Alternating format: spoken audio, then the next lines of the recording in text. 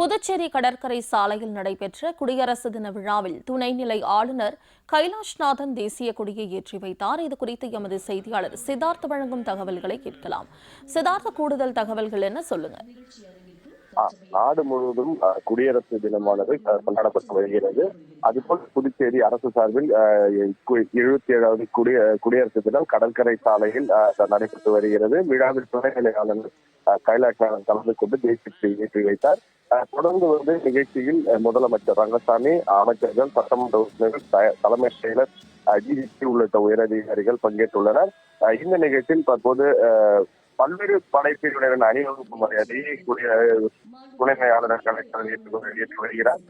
இதனைத் தொடர்ந்து இந்த கலை நிகழ்ச்சிகளும் நடைபெற இருக்கிறது. மேலும் விருதுகளும் வழங்கப்பட உள்ளது.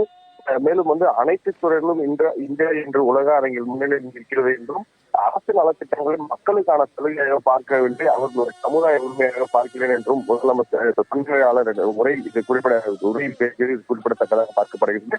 தொடர்ந்து இந்த நிகழ்ச்சியானது கடற்கரை நடைபெற்று வரும் நிலையில பல்வேறு கலை நிகழ்ச்சிகள் தொடர்ந்து நடைபெற உள்ளது.